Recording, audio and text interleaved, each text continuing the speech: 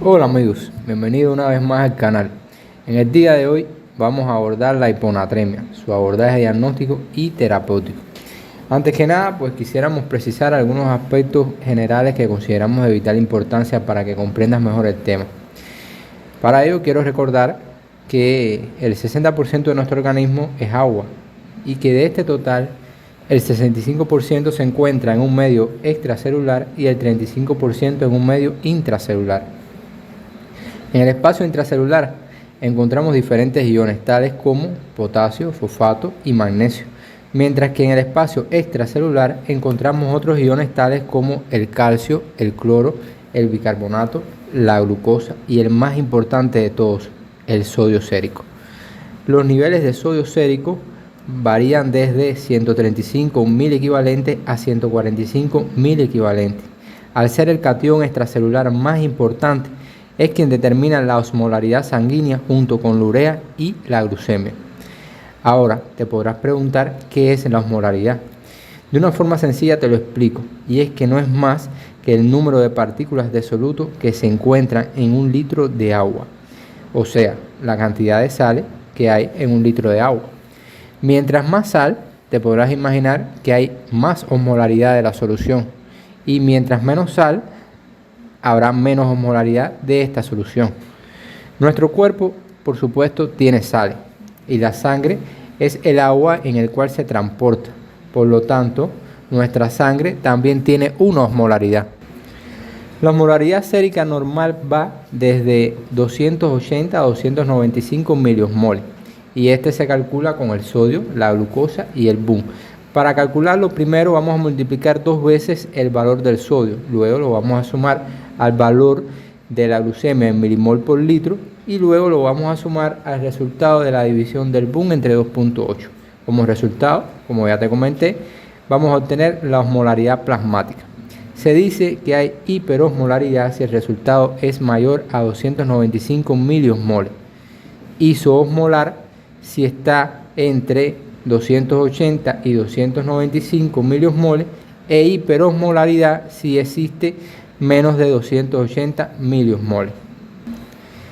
Y si bien la glucemia y la urea determinan la osmolaridad plasmática, como te podrás haber dado cuenta, el factor más importante es el sodio. Sin embargo, hay que recordar que en algunas ocasiones el sodio reportado por laboratorio se encuentra falsamente elevado, como por ejemplo los estados de hiperglucemia, donde el sodio tiende a disminuir, en donde por cada 100 miligramos de glucosa que se eleva, habrá una disminución de 1.6 mil equivalentes de sodio. Es por ello que tenemos una fórmula con la cual se corrige el mismo. Esta sería la siguiente: sodio corregido por glucemia es igual a el resultado de la glucemia en miligramos por decilitro menos 100 multiplicado por 0.016 sumado al sodio reportado por el paciente daría como resultado el valor de el sodio corregido por la glucemia. Existe en la literatura otras formulaciones con el objetivo de calcular también el sodio corregido por la glucemia, como por ejemplo el sodio reportado más 1.6 por glucemia en miligramos por decilitro divididos entre 100. Tú escoges la que más fácil te sea recordar. Ahora, tengamos presente algo muy importante, y es que el sodio al pasar por la nefrona se reabsorbe y el 95% de este lo hace en el túbulo contorneado proximal. Hay que recordar que en el eje renina, angiotensina, aldosterona, uno de los triggers o gatillos que desencadenan la secreción de renina es la osmolaridad, es decir, la cantidad de sodio. Una menor filtración de sodio por la nefrona será detectada por la mácula densa, la cual condiciona mecanismos para estimular la renina, lo cual habrá una mayor reabsorción de agua y por ende de sodio.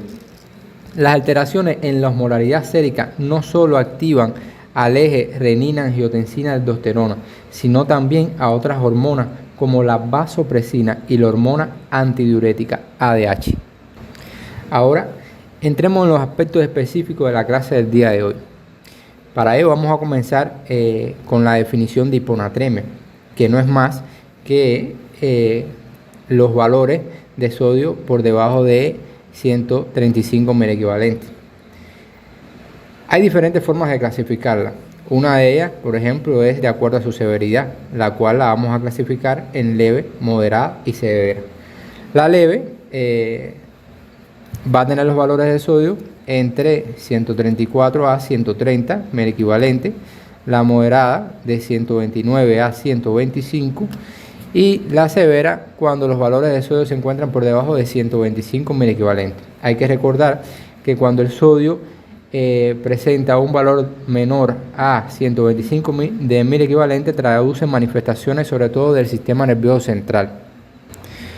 Otra forma de clasificarla es de acuerdo a su cronicidad, siendo aguda cuando la hiponatremia tiene menos de 48 horas y siendo crónica cuando tiene un tiempo mayor a 48 horas. Por último, también por supuesto la podemos clasificar de acuerdo a su osmolaridad, siendo hiperosmolar cuando, como te comenté anteriormente, va a tener un valor de osmolaridad plasmática mayor a 300 miliosmoles, isosmolar cuando estos valores se encuentran entre 280 y 295 miliosmoles, e hipoosmolar cuando estos valores se encuentran por debajo de 280 miliosmoles.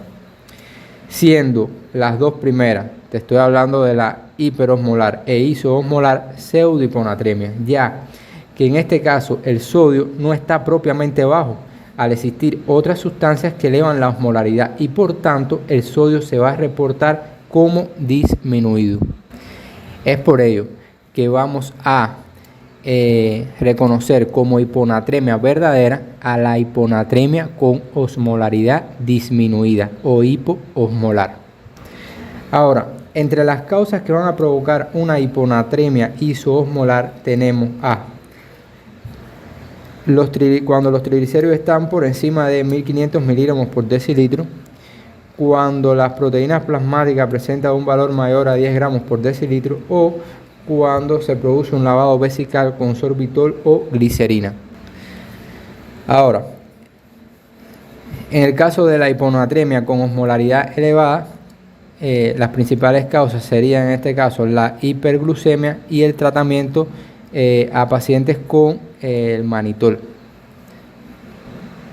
Ahora vamos a pasar a algo realmente de vital importancia, y es las causas de la hiponatremia con osmolaridad disminuida o hiponatremia hipotónica o verdadera. Acá es importante valorar el volumen extracelular, es decir, el estado de hidratación, la cantidad de líquido que tiene el cuerpo, y una forma de valorarlo es por la clínica.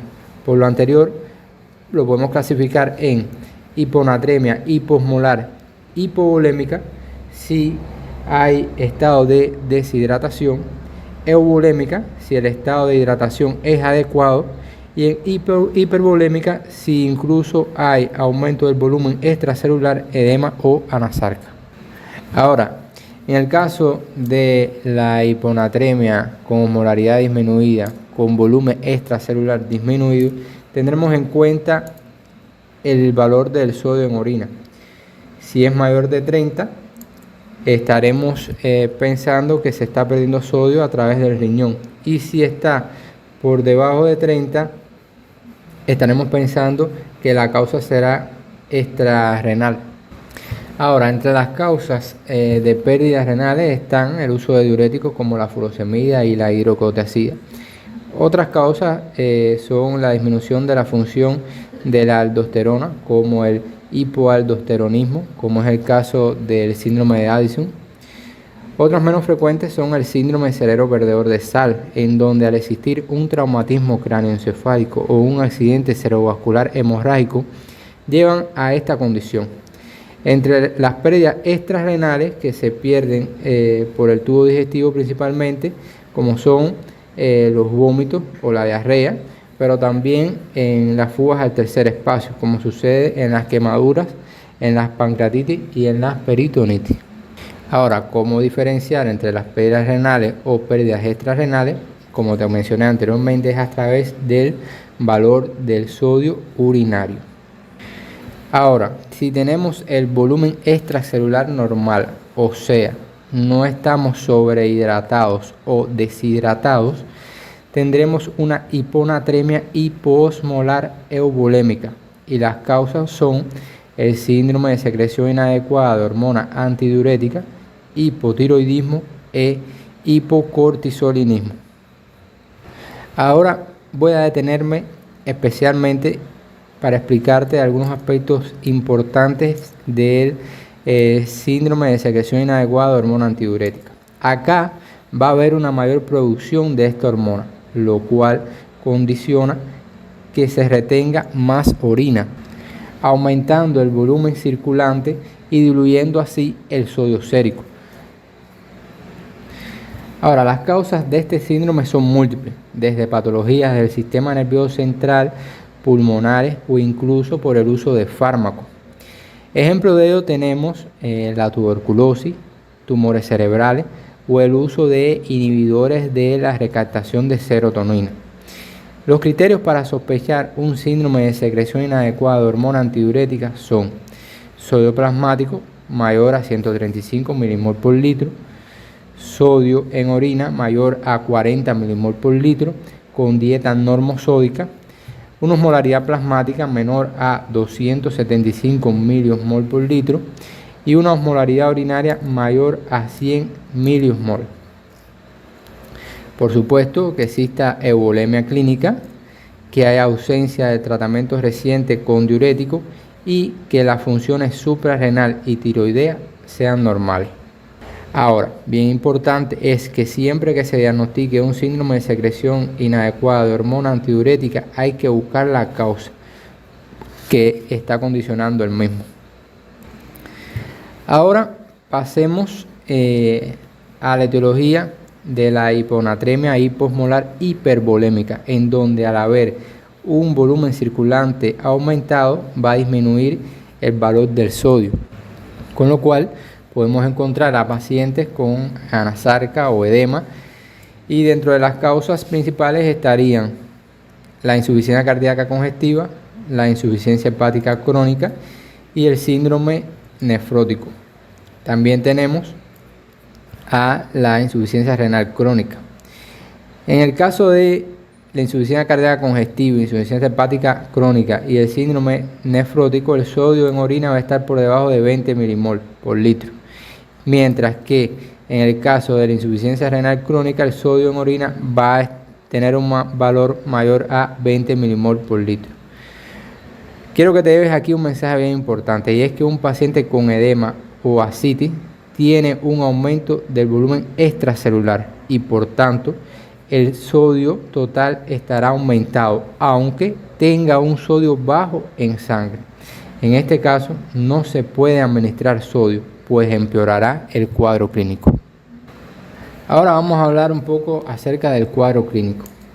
Al disminuir el sodio sérico, disminuye la osmolaridad plasmática, lo que hace que haya un ambiente hipotónico, condicionando que el agua entre a las células, y dentro de las más afectadas son las del sistema nervioso central. De hecho, una de las manifestaciones de la hiponatremia severa son el edema cerebral.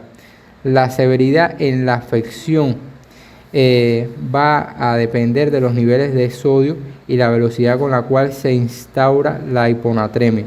Mientras más baja y aguda sea la hiponatremia, mayor será la severidad de la afección.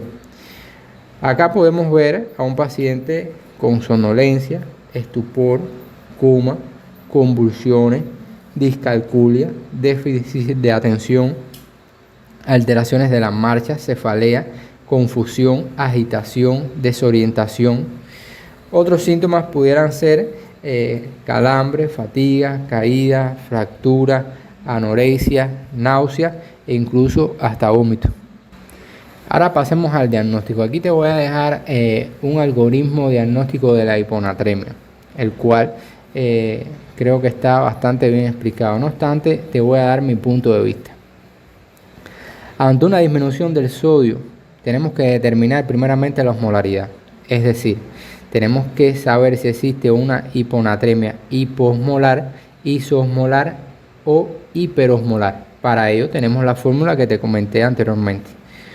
Una vez que sepamos que se trata de una hiponatremia verdadera, o sea, hiposmolar, tendremos que calcular el volumen circulante para determinar si existe una hiponatremia hiposmolar hipervolémica, euvolémica o hipovolémica.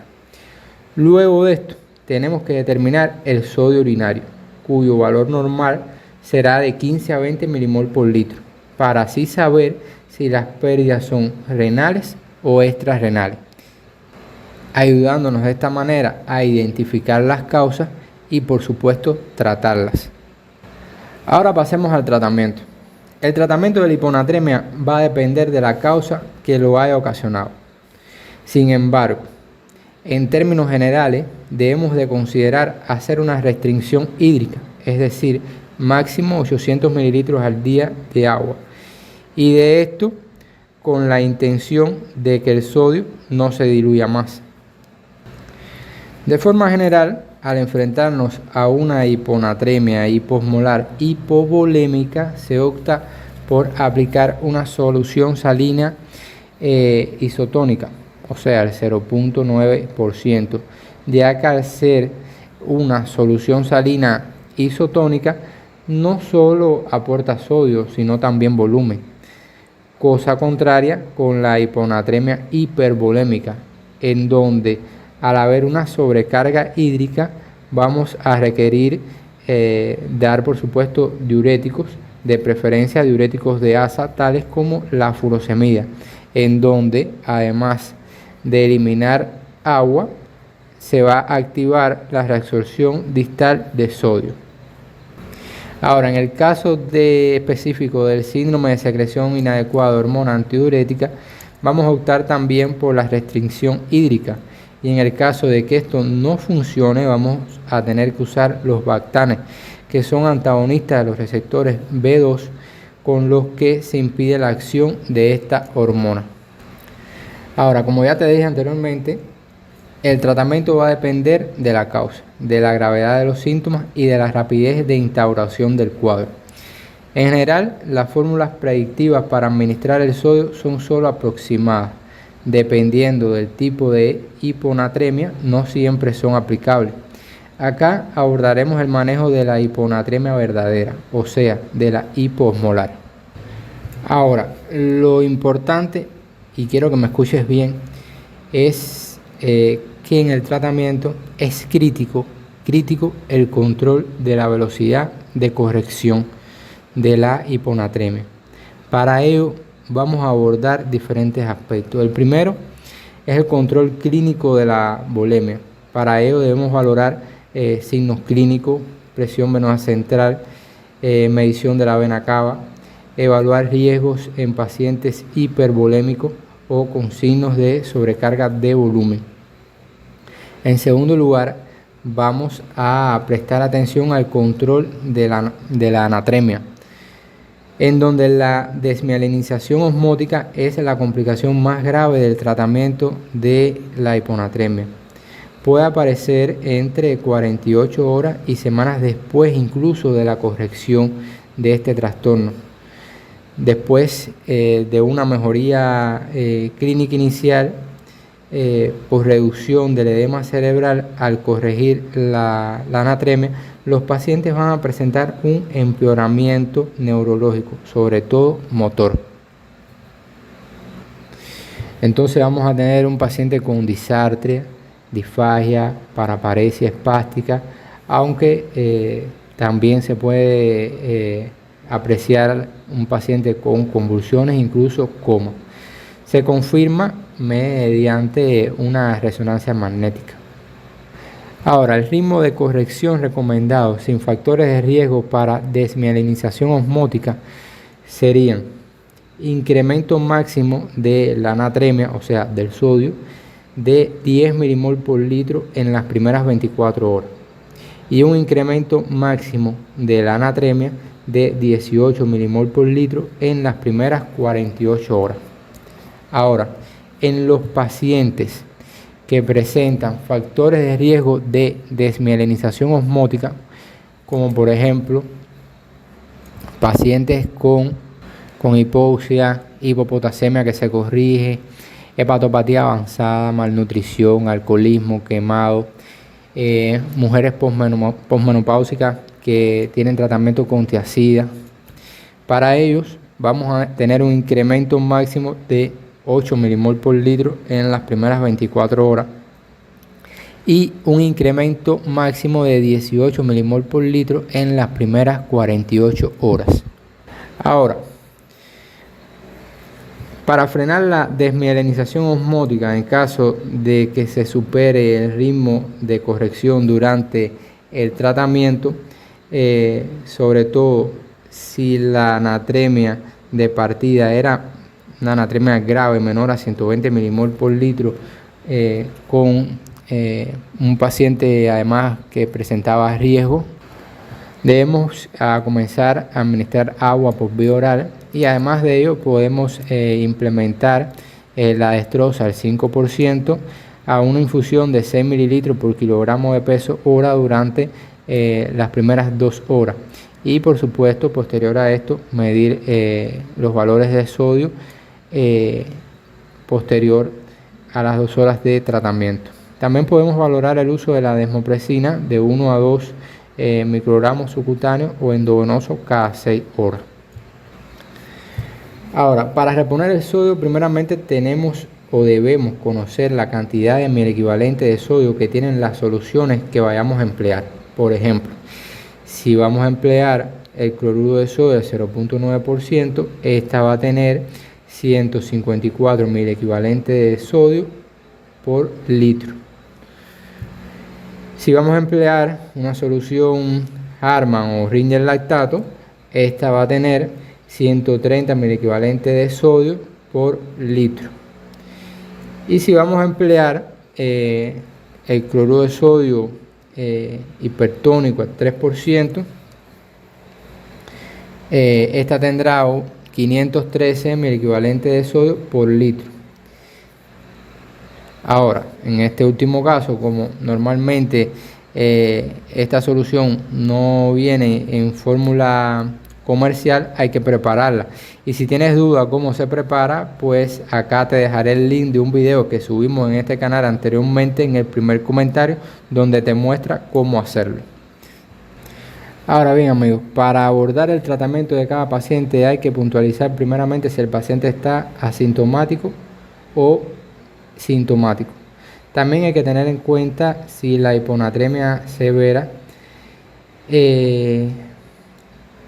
y además de tener en cuenta si la hiponatremia es severa, tenemos que tener en cuenta además el estado del volumen extracelular, ya que si el paciente está hipervolémico habrá que tratar la causa subyacente y administrar diuréticos, como te comenté anteriormente.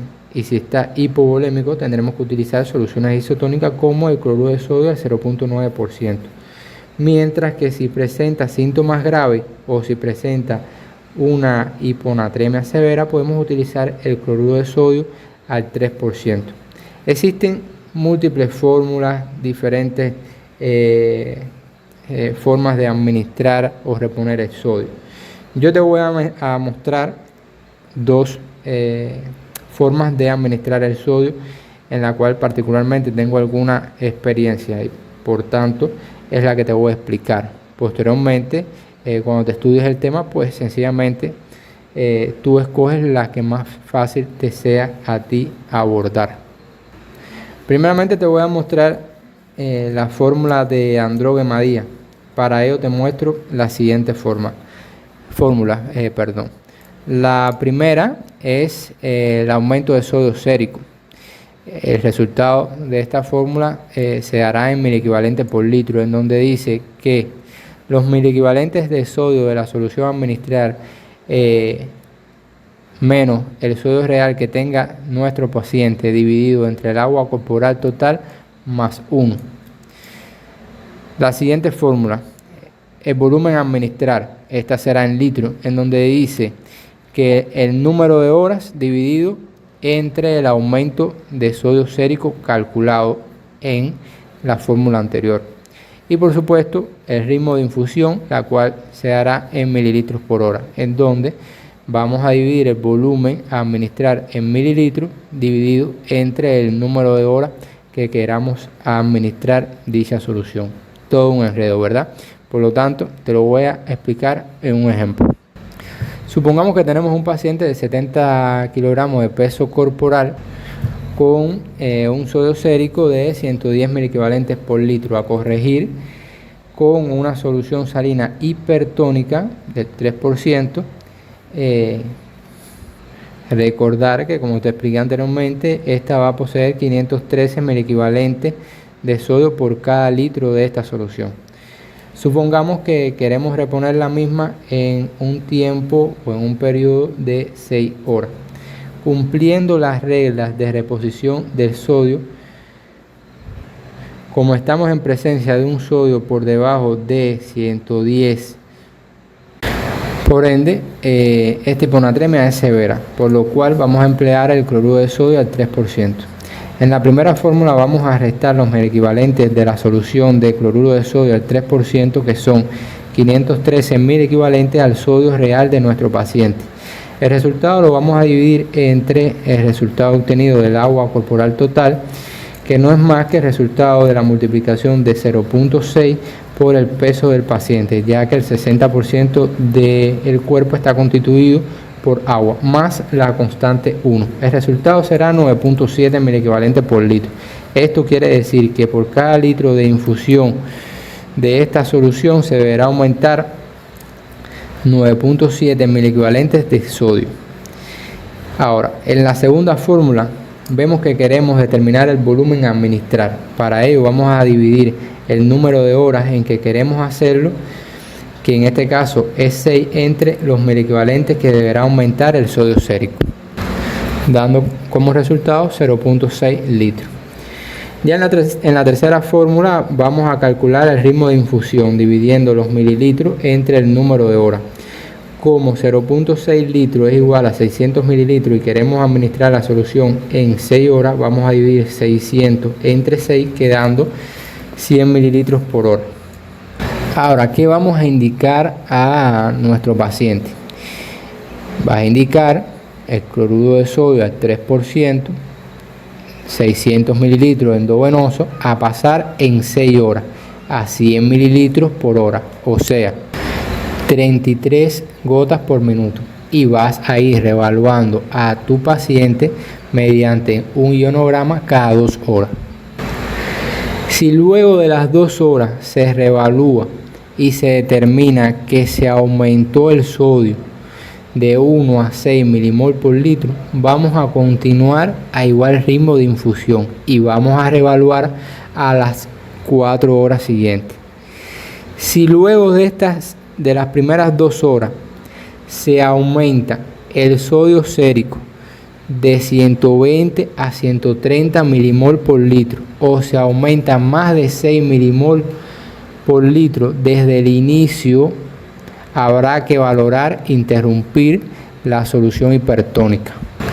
Si se aumenta más de 130 milimol por litro o se aumenta más de 8 milimol por litro desde el inicio, entonces habrá que valorar medidas frenadoras para evitar el síndrome de desmielinización osmótica. Si el sodio disminuye o aumenta menos de 2 milimol por litro, se debe considerar aumentar el ritmo de infusión en un 50%. Hay que recordar acá que el objetivo es llevar el sodio a 125 miliequivalentes, evitando las complicaciones y cumpliendo las reglas de reposición del sodio, además de determinar la causa que está ocasionando la hiponatremia. Ahora, ¿qué pudiese pasar? Pudiese pasar que no hayas entendido absolutamente nada de lo que yo te expliqué, o sencillamente de que no tengas tiempo para hacer tanto cálculo, o que no entiendas el método de Andrade-Madia. Así que te voy a mostrar otro método, un método incluso más práctico para el manejo de la hiponatremia, sobre todo la hiponatremia sintomática moderada o grave, de acuerdo a los valores del sodio. Para ello vas a calcular, partiendo de una solución hipertónica de cloruro de sodio al 3%, y vas a comenzar a administrar una infusión de 0.5 a 1 mililitro por kilogramo de peso por hora. Luego vas a reevaluar cada 2 horas y vas a tener en cuenta las pautas que te comenté anteriormente y que te vuelvo a comentar. Si luego de las 2 horas de estar administrando de 0,5 a 1 mililitro por kilogramo de peso por hora de una solución hipertónica al 3%, reevalúas a tu paciente y se determina que se aumentó de 1 a 6 milimol por litro, vas a continuar, amigo mío, a igual ritmo de infusión y vas a reevaluar a las siguientes 4 horas. Pero si notas que se aumenta el sodio sérico de 120 a 130 milimol por litro o se aumenta más de 6 milimol por litro desde el inicio, habrá que valorar interrumpir la solución hipertónica.